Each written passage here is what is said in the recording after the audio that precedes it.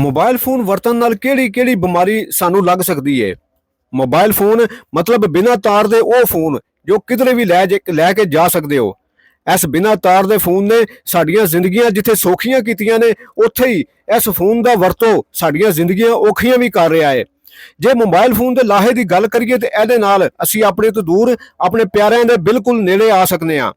ਦੁਨੀਆ ਭਰ ਦੀ ਜਾਣਕਾਰੀ ਸਾਡੀ ਉਂਗਲੀ ਦੇ ਪੋਟੇ ਉੱਤੇ ਵੇ। ਉਂਗਲੀ ਦਬਾਓ ਤੇ ਦੁਨੀਆ ਦੀ ਹਰ ਜਾਣਕਾਰੀ ਮੂਹਰੇ ਆਣ ਖਲੋਂਦੀ ਹੈ। ਸਾਡਾ ਬਹੁਤਾ ਸਾਰਾ ਭਾਰ ਮੋਬਾਈਲ ਫੋਨ ਨੇ ਘਟਾ ਦਿੱਤਾ ਹੈ। ਮੋਬਾਈਲ ਫੋਨ ਸਾਨੂੰ ਸਿਰ ਚੁੱਕ ਕੇ ਘੜੀ ਤੱਕ ਨਹੀਂ ਦਿੰਦਾ।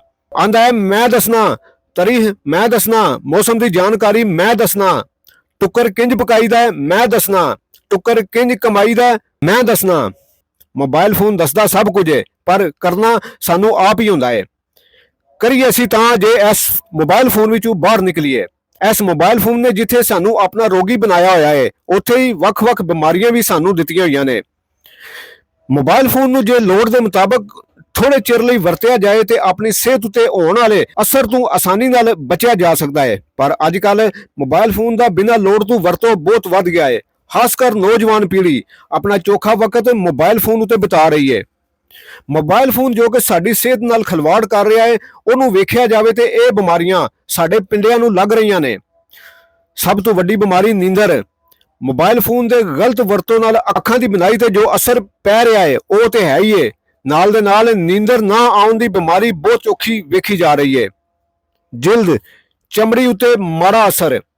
ਮੋਬਾਈਲ ਫੋਨ ਦੀ ਵਜ੍ਹਾ ਨਾਲ ਚਮੜੀ ਉਤੇ ਵੀ ਮਾੜਾ ਪ੍ਰਭਾਵ ਪੈਂਦਾ ਹੈ। ਆਮ ਤੌਰ ਤੇ ਲੋਕ ਇਹੋ ਹੀ ਸਮਝ ਰਹੇ ਨੇ ਕਿ ਮੋਬਾਈਲ ਫੋਨ ਦਾ ਚੋਖਾ ਵਰਤੋਂ ਕਰਨ ਨਾਲ ਸਾਡੀ ਬਨਾਈ ਉਤੇ ਅਸਰ ਪੈਂਦਾ ਹੈ, ਪਰ ਗੱਲ ਠੀਕ ਨਹੀਂ। ਜੇਕਰ ਅਸੀਂ ਫੋਨ ਦਾ ਵਰਤੋਂ ਲੋੜ ਤੋਂ ਚੋਖਾ ਕਰਨੇ ਆ ਤੇ ਸਾਡੀ ਚਮੜੀ ਵੀ ਹੌਲੀ-ਹੌਲੀ ਖਰਾਬ ਹੋਣਾ ਸ਼ੁਰੂ ਹੋ ਜਾਂਦੀ ਹੈ।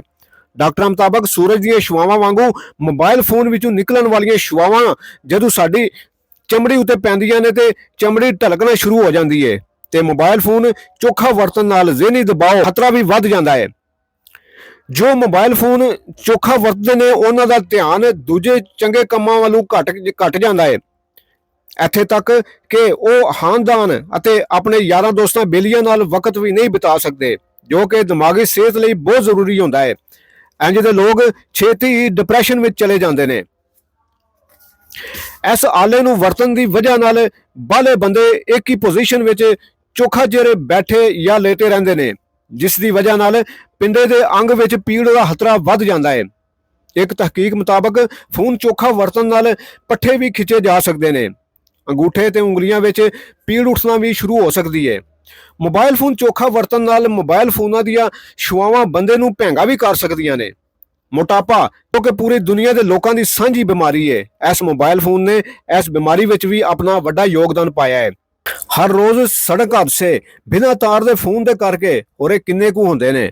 ਫੋਨ ਕੰਨ ਤੇ ਲਾਇਆ ਹੁੰਦਾ ਹੈ ਤੇ ਮੋਟਰਸਾਈਕਲ ਚਲਾ ਰਹੇ ਹਾਂ, ਧਿਆਨ ਸਾਡਾ ਫੋਨ ਵੱਲ ਚੋਖਾ ਤੇ ਸੜਕ ਵੱਲ ਘੱਟ। ਠਾ ਕਿਸੇ ਨਾਲ ਜਾ ਵਜੇ ਤੇ ਅੱਖ ਹਸਪਤਾਲ ਜਾ ਕੇ ਖੁੱਲਦੀ ਹੈ।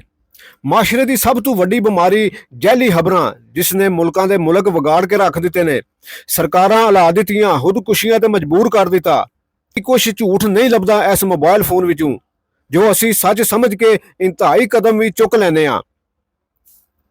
ਡਾਕਟਰ ਇਸਾਕ, ਜੋ ਕਿ ਅੱਖਾਂ ਦੇ ਸਪੈਸ਼ਲਿਸਟ ਨੇ ਗੁਜਰਾਤ ਵਿੱਚ, ਉਹ ਕਹਿੰਦੇ ਨੇ ਰਾਤੀ ਜਦੋਂ ਫੋਨ ਵਰਤਦੇ ਹੋ ਹਨੇਰਾ ਕਰਕੇ ਨਾ ਵਰਤਿਆ ਕਰੋ, ਕਮਰੇ ਵਿੱਚ ਲੋ ਰਹਿਣ ਦਿਆ ਕਰੋ।